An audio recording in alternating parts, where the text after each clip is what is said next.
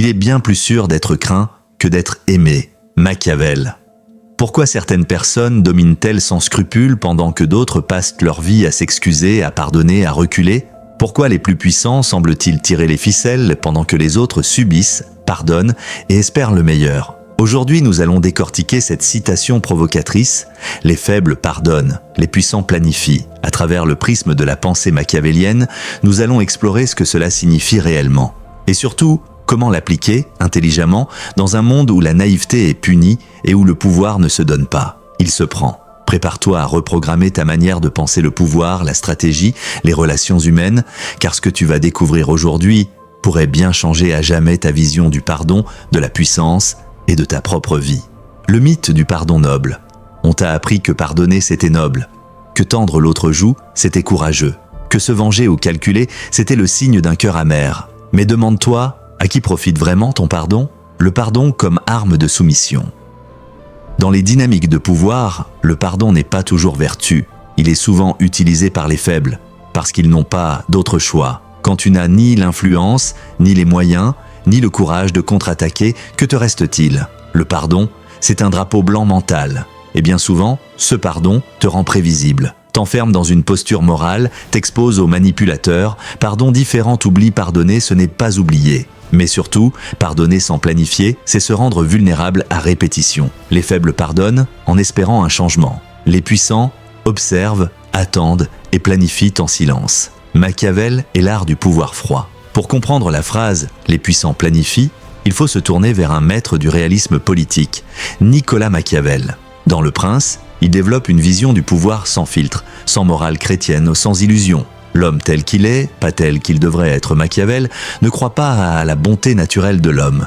Il part du principe que l'homme est mu par ses intérêts. Il agit pour lui-même avant les autres et que le pouvoir repose sur la perception et la peur plus que sur la vertu. Celui qui veut toujours être bon court à sa perte parmi tant de gens qui ne le sont pas. Voilà le cœur de sa pensée. Un puissant planifie, car il ne fait pas confiance à la morale des autres, il ne pardonne pas naïvement, il calcule. La vengeance, une stratégie interdite. La société moderne t'a dit que se venger, c'est bas, qu'il faut tourner la page, avancer, ne pas ruminer. Mais en réalité, la vengeance bien pensée, ce n'est pas de la violence émotionnelle, c'est une reconquête de pouvoir. La vengeance froide est un art.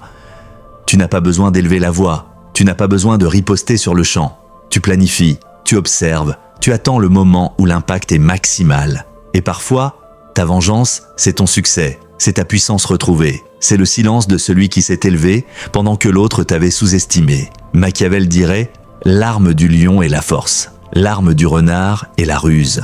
Les puissants savent quand frapper ou quand retirer leur énergie, ce qui peut être encore plus cruel. L'intelligence stratégique contre la faiblesse émotionnelle. Le pardon impulsif est émotionnel. La planification stratégique est rationnelle. Le faible cherche à apaiser. Le puissant cherche à dominer calmement. Maîtrise de soi, la première forme de pouvoir. Avant même de planifier contre les autres, le puissant planifie son propre comportement. Il garde ses secrets, il contrôle ses réactions. Il ne montre jamais sa vraie blessure, car il sait que tout ce que tu montres peut être utilisé contre toi. Et maintenant, si tu apprécies ce genre de décodage brut, sans filtre, basé sur la psychologie du pouvoir et la pensée stratégique, pense à liker cette vidéo, à t'abonner à la chaîne et à activer la cloche. Si tu veux que plus de gens ouvrent les yeux sur ces dynamiques invisibles, partage cette vidéo autour de toi. Et dis-moi en commentaire, es-tu plutôt du genre à pardonner ou à planifier? J'ai hâte de lire ton avis.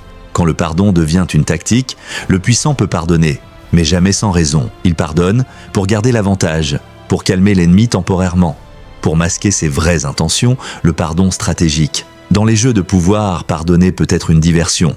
Tu fais croire que tout va bien, pendant que derrière le rideau, tu prépares ta prochaine avancée.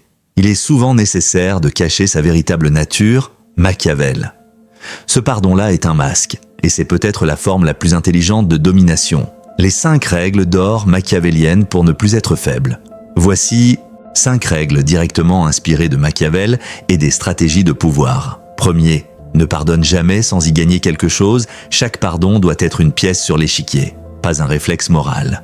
2, prévois toujours plusieurs coups à l'avance. Les puissants ne réagissent pas, ils anticipent. 3e, dissimule tes intentions. Le vrai pouvoir est invisible jusqu'au moment où il frappe. 4e, maîtrise tes émotions, surtout la colère. Celui qui se fâche perd l'avantage, celui qui reste calme contrôle la partie. 5e, transforme tes douleurs en levier stratégique. Tu as été trahi, humilié, rabaissé, utilise ces souvenirs comme carburant, pas comme chaîne. Le silence comme arme de guerre.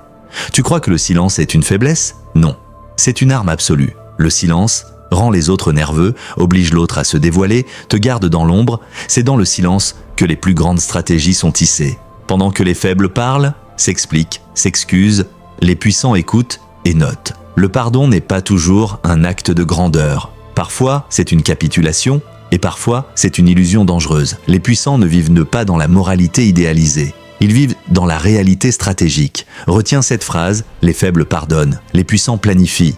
Et toi, quelle vie choisis-tu? Celle où tu pardonnes encore et encore, ou celle où tu calcules, avances et maîtrises le jeu? Si ce message t'a fait réfléchir, laisse un like pour soutenir le travail. Abonne-toi à la chaîne pour d'autres vidéos puissantes sur la stratégie, la psychologie et le pouvoir. Et commente, quel enseignement retiens-tu de Machiavel aujourd'hui? Merci d'avoir regardé. Rappelle-toi, le monde n'est pas tendre avec les naïfs.